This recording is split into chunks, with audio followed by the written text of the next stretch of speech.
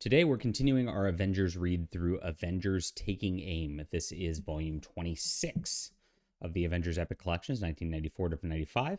Avengers number 378 through 388, which does not seem like a lot, but they did this like flip book double feature for 4 issues. They did this with Spider-Man at the same time with like a Clone Saga reprint sort of deal too.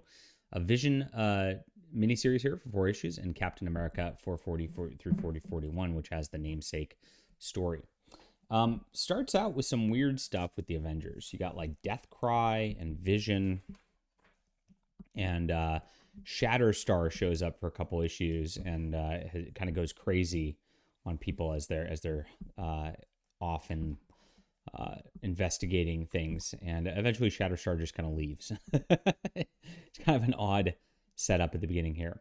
Now, Captain America, you see him right here, but he actually like barely interacts with the Avengers during these storylines. You get a lot of stuff with Crystal and Quicksilver as they're building their relationship. There's a background story going on with Hercules as he's got this like girlfriend also he's trying to develop with over the course of this, and it's really like a lot of weird stuff that's like kind of tough to read in the first several issues here. You get a storyline where they actually go to rescue this child of the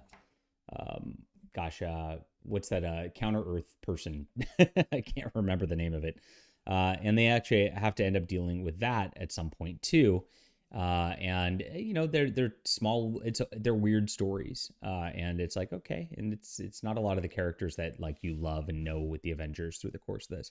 So it starts off, as a tough read. That's a little convoluted through the first 100 pages of this. Then you get into the Giant Man flip book, which is a 4-issue vignette. It's not really a vignette on Giant Man. And George Perez actually wrote this, but you see oops. This is always fun when this happens. Sorry about that. I should re-record this, but you know me at this point. I'm not going to do that. I'll fix it and edit. You see how much dialogue he puts on the page. It really bogs down the story so much.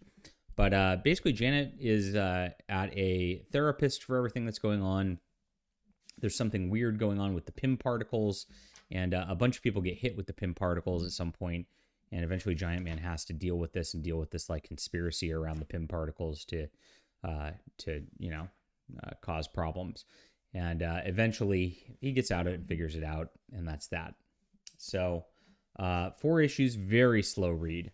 The first issue was kind of fun, and it quickly bogged down to the point where I really didn't even want to read it at that point.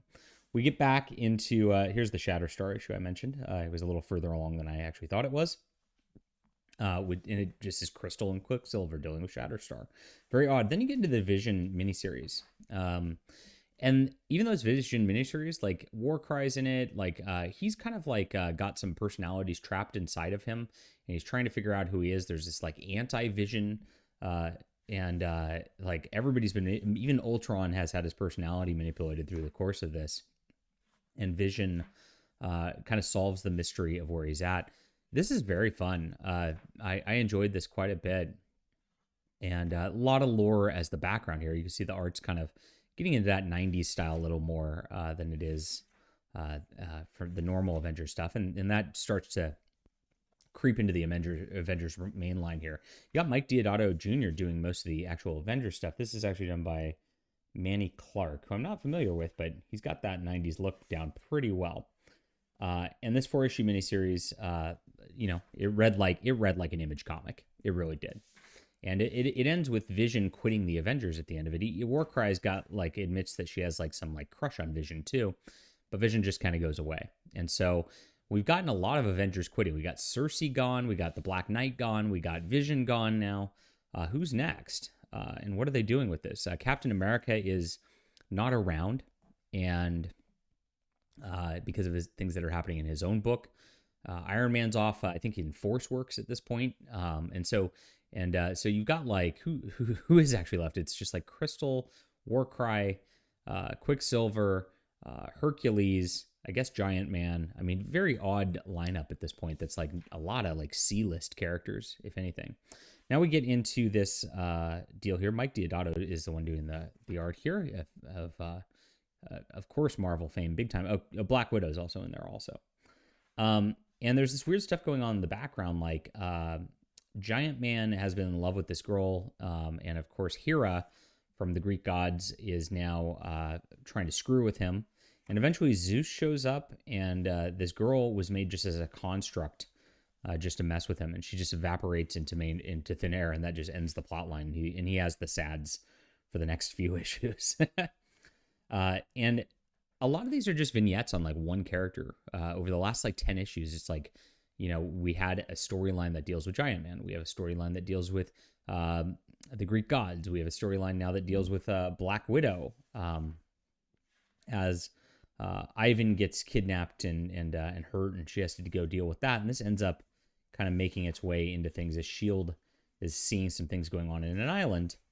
And then finally, this gets us into taking aim. And you do need this issue to get to really understand the taking aim. It starts here.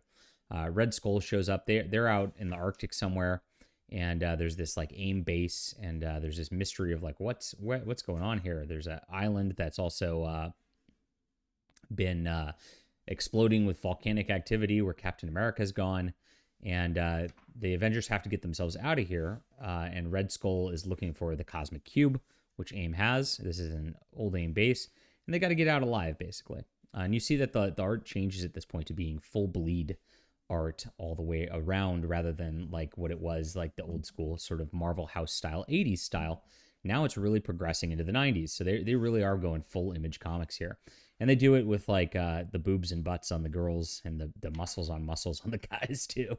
So you get the full experience here. Now this ties in with Captain America, and basically AIM set up a base, and they've got some evil plot to like unleash the Cosmic Cube and all that. And Captain America's got a team of heroes going with him, and the Avengers are showing up also because there's like this disturbance on the island there. Red Skull is after the cube also. Captain America is in a spot where he's like dying of some disease or whatever, and one of his enemies has a serum, and she gives him a little bit of a serum to keep him alive. But she's like, hey, if you really want the rest of this, like, you got to work for me. Now, the Cosmic Cube makes different people show up, or like things become reality just from your head. And so they deal with all these characters from the past, past lovers and the like. Black Widow deals with her old husband from the Soviet Union.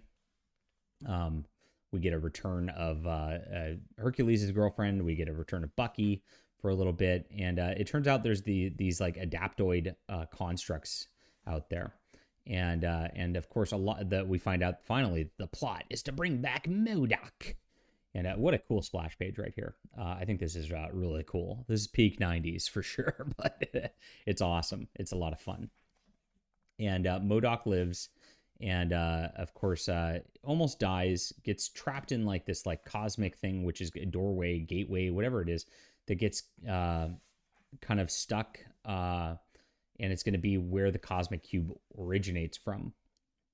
And Cap has to kind of rescue him out of there, even though he's his enemy. And there's pretty good. I actually think this stuff, like once it gets into these full bleed pages, it flows a little bit better. To be honest, this storyline was super fast paced, a lot of action, not a ton of depth, let's be honest, but it's fun. This is fun comics, and this is worth the read right here.